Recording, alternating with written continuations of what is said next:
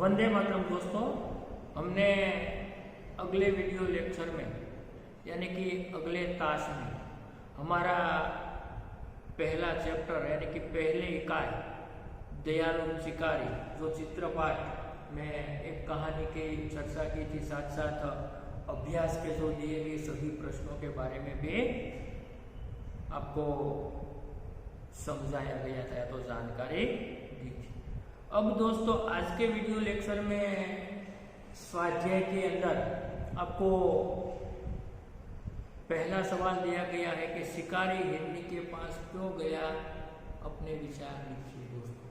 यानी कि आपने जिस प्रकार दयालु शिकारी कहानी पढ़ी है उसके आधार पर आपको शिकारी हिरनी के पास क्यों गया होगा, अपने खुद के उसे विचार जो अपने मौलिक विचार आपको अपनी रफ बुक में इस प्रश्न का उत्तर लिखकर आपको अपने विचार प्रकट करना है, जो दोस्तों आपके लिए एक होमवर्क होगा। और मैंने जो पहले बताया कि ये पाठ पूरा संपूर्ण पूरा हो जाएगा तब आपको पीडीएफ फाइल भेजी जाएगी, यानी कि उसमें संपूर्ण पहले चैप्टर का यानी कि पहले पाठ का जो दिए गए अभ्यास स्वाध्याय, इसमें दी गई सभी प्रकार की कहानियां, उन सभी ये पीडीएफ फाइल में आपको मिलेगी। और जिसको आपने अपनी हिंदी की जो पाठ्य बुक है उसमें आपको सभी प्रकार की कहानियां और उसके आधार पर दिए गए सभी प्रश्नों के उत्तर भी आपको लिखना है और लिखकर उसे पढ़कर परीक्षा के लिए तैयार करना है।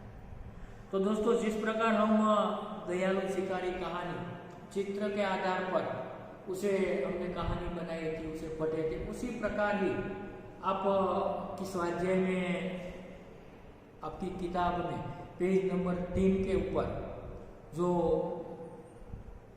2 कहानी दी गई है, जिसमें पहली कहानी का शीर्षक हम बता सकते हैं बातूनी कछुआ और दूसरी कहानी का शीर्षक है बुद्धिमान कौवा। जो आप दोस्तों यहाँ पर स्क्रीन पर दोनों कहानी के जो चित्र जिसमें 3-3 चित्र दिए गए, 3-3 चित्र आप यहाँ पर अपनी स्क्रीन पर आप देख सकते हैं। और दोस्तों इस चित्र के आधार पर हम इसकी कहानी बनानी है, कैसे हम कहानी आगे बढ़ाए। तो यहाँ पर पहली कहानी है बातूनी कछुआ, यानी कि इसमें कुल मिलाकर 3 चित्र दिए गए। तो उस कहानी की शुरुआत आरंभ हम कैसे करें, तो दोस्तों पहला चित्र हम देखते हैं जिसमें हमें एक तालाब है, तालाब में 2 हंस हमें दिखाई देते हैं और साथ एक कछुआ भी उसके तालाब के तट पर हमें दिखाई देता है, यानी कि उसके सारे ओर जो कुदरती सुंदर वातावरण है, पहाड़ी है, पर्वत है, ऊपर बादल है हमें दिखाई देती। इसी प्रकार दूसरे चित्र में भी हम चित्र देखते। तो इसके आधार पर तीसरे चित्र, इनको एक एक चित्र को देखकर उसका निरीक्षण यानी कि अवलोकन करके हमें उस कहानी को आगे बढ़ानी है। तो दोस्तों आप ध्यान से सुनिए, मैं इस कहानी को आपके सामने किस प्रकार आगे बढ़ाओ, तो आप भी सुनकर आप अपनी किताब में अपनी जो कॉपी में अपनी बुक में उसे अच्छी तरह से लिख सकते हैं। तो सबसे पहले चित्र के आधार पर हम ऐसा कह सकते हैं कि एक तालाब था और उसमें एक कछुआ रहता था, वह बहुत बातूनी था। यहीं 2 हंस भी रहते थे, वे उसके अच्छे मित्र बन गए थे। दोस्तों इसी प्रकार हम कहानी का आरंभ करेंगे। उसके बाद 1 साल वहां बरसात बहुत कम हुआ, यानी कि अकाल पड़ा, तो तालाब का सारा पानी जो था वह सूख गया, तालाब में पानी नहीं रहा।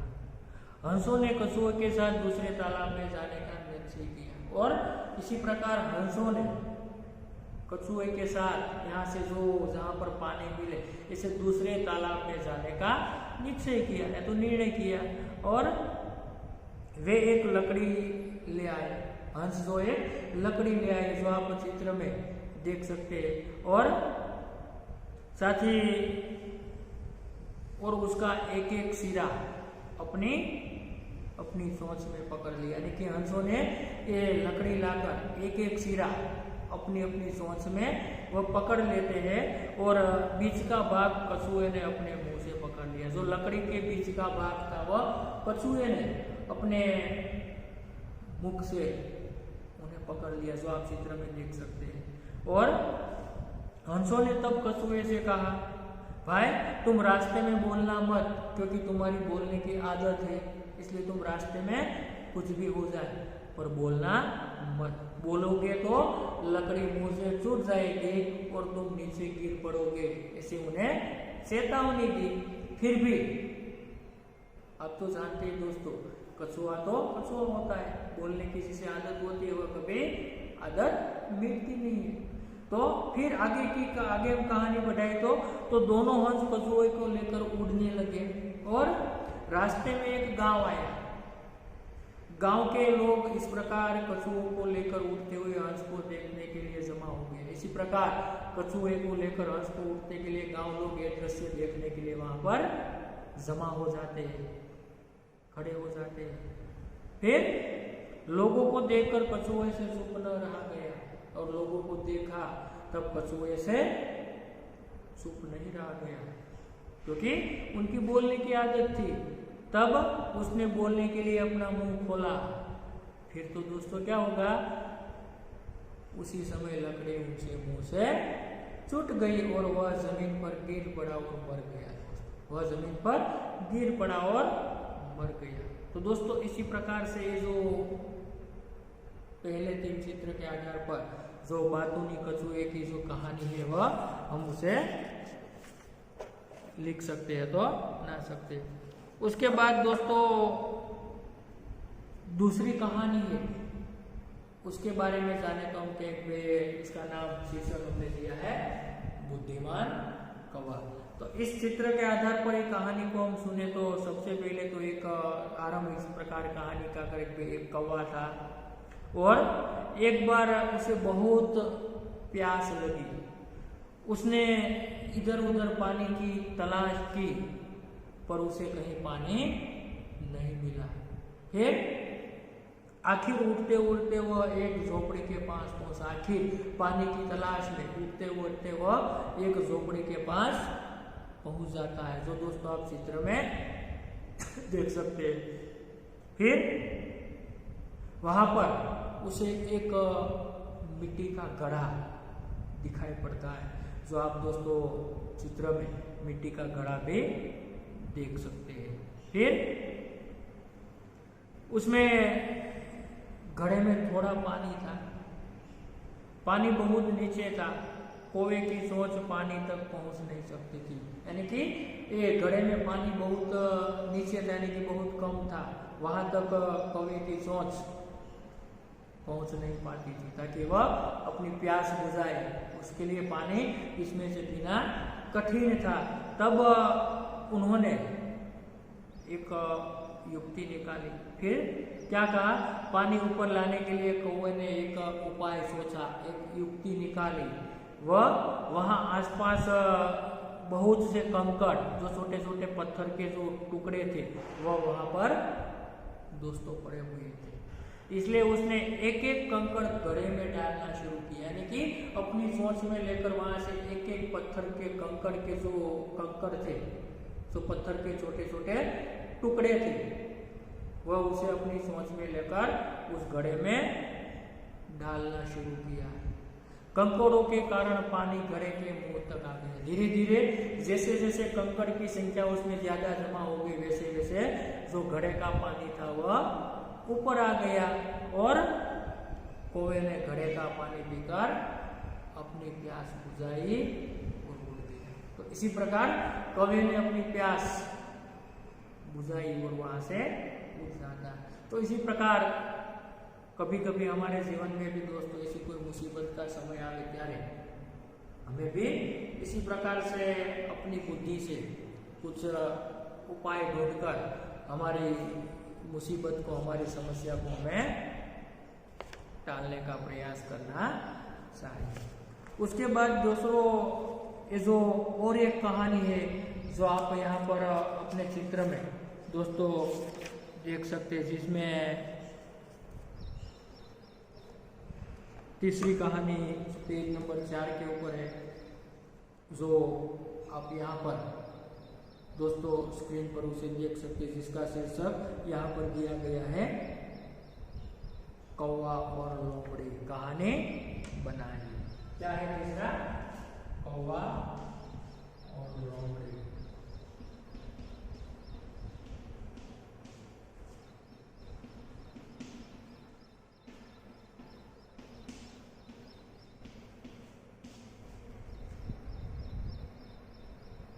तो एक तीसरी कहानी है जिसे हम यहाँ पर इस में कुल मिलाकर दोस्तों 6 चित्र दिए गए हैं। कितने चित्र है? 6 चित्र। तो इन चित्रों के आधार पर हम ये कहानी दोस्तों बनाते कि जिसमें पहले चित्र में जो एक कौवा एक पेड़ की डाल पर बैठा हुआ हमें दिखाई देता है, उसके मुख में यानी कि एक उन्हें रोटी या तो पूरी उन्हें मिली हुई है। तो आरंभ हम ऐसा करेंगे कि एक बार एक कौवा को एक रोटी मिली, वह रोटी लेकर उड़ता हुआ एक पेड़ की डाल पर बैठ जाता है, जो आप चित्र में देखते हैं। उसके बाद इतने में एक लोमड़ी पेड़ के नीचे आई, जो दूसरा चित्र है यहाँ पर। इतने में एक लोमड़ी यानी कि सियार, जो एक जहां पर कौवा बैठा हुआ था वहां पर पेड़ के नीचे आती है, और उसकी नजर कौवे की रोटी पर पड़ी, और उसकी नजर एक कौवे की रोटी पर पड़ती है। फिर उसके मुंह में पानी आ गया, उन्हें रोटी खानी थी। तब उसने सोचा कौवे की मूर्ख बनाकर ही उसे रोटी ले लूं। क्या सोचा कि इस कौवे को मैं मूर्ख बनाकर इसकी रोटी छीन लूं या तो उसकी रोटी ले लूं, ऐसे लोमड़ी को सूझी। फिर आगे के चित्र में दोस्तों आप देखेंगे तो तीसरे चित्र में लोमड़ी ने कौवे से कहा, क्या कहा? कौवा भैया कोई गाना सुनाइए ना,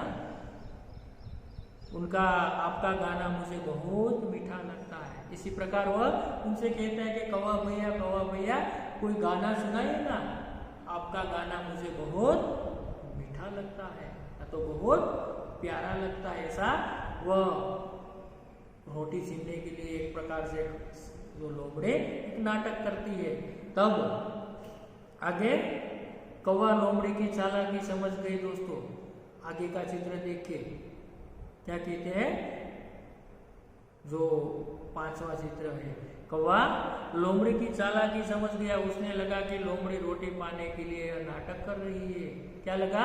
कि वह अपनी रोटी पाने के लिए ये नाटक कर रही है, ऐसा उन्हें सूझ गया। कौवे ने अपनी सोच की रोटी अपने पंजे यानी कि अपने जो पैर से उसे पकड़ ली, और वह जोर शोर से काव काव करने लगा। वो समझ गया जो लोमड़ी की चालाकी, इसलिए अपनी सोच से जो रोटी थी वह अपने पैर में अपने पंजे से दबाकर वह अपना गाना काव काव करने लगा, गाने लगा। उसी वक्त दोस्तों आप अंतिम चित्र देखते हैं, जो 6ठा चित्र है, जिसमें वह देखकर लोमड़ी आश्चर्यचकित रह गई, और वह कौवा तो समझदार लगता है। क्या लगता है उसे? कि भाई अरे ये कौवा तो समझदार लगता है। ऐसा वह मन ही मन बोली और चलती बनी। ऐसे शर्मिंदी होकर वही मन ही मन सोचकर वह वहां से चल पड़ती है। तो फिर कौवे ने मजे से रोटी खा ली, और सचमुच अपनी झूठी बड़ाई सुनकर हमें गुमराह नहीं होना चाहिए। यानी कि कोई लोग हमारी जो झूठी बड़ाई, हमारी प्रशंसा करे तो हमें इससे गुमराह नहीं होना चाहिए। इसी प्रकार का संदेश दोस्तों ये कहानी में हमें सुनने को मिलता है। तो इसी प्रकार दोस्तों हमने ये 3 कहानी यहाँ पर सुनी। उसके बाद प्रश्न नंबर 4 दिया गया है कि 2 और 3 में आपको कौन सी कहानी अच्छी लगी। तो क्यों? तो आपको दोस्तों दूसरी और तीसरी ये कहानी में से कौन सी कहानी अच्छी लगी, ये आपको जो आपको पसंद आए उस कहानी के बारे में आपको 5-7 वाक्य का वर्णन अपने विचार से आपको करना है। उसके बाद दोस्तों प्रश्न नंबर 5 है, नीचे दिए गए शब्दों के विरोधी शब्द घेरे से ढूंढकर वाक्य में प्रयोग कीजिए। कि भाई यहाँ पर कुछ सवाल दिए गए हैं जिसमें दयालु, बहुत, स्वस्थ, खुश, जन्म, बुराई, उसे दोस्तों आपको अपने इस शब्दों को उसका अर्थ देकर वाक्य में प्रयोग करना है। पर दोस्तों यहाँ पर ये जो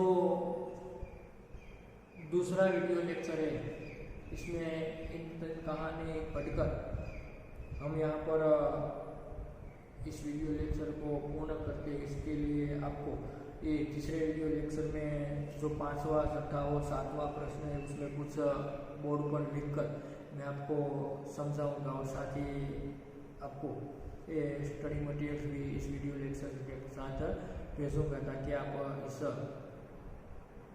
चैप्टर को अच्छी तरह अपनी बुक में लिखकर उसे पढ़कर समझ सकें। तो दोस्तों जो प्रश्न नंबर 4 है कि भाई 2 और 3 में आपको यानी कि इन 3 कहानियों में से जो प्रश्न नंबर 2, 3 में से आपको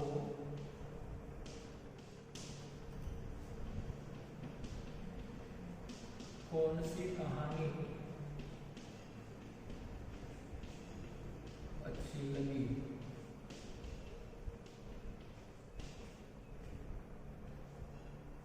और साथ ही क्यों,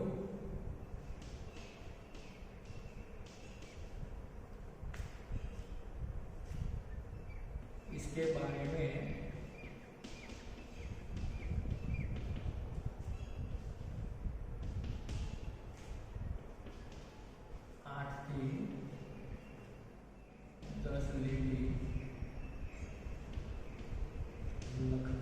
दोस्तों सो से होमवर्क से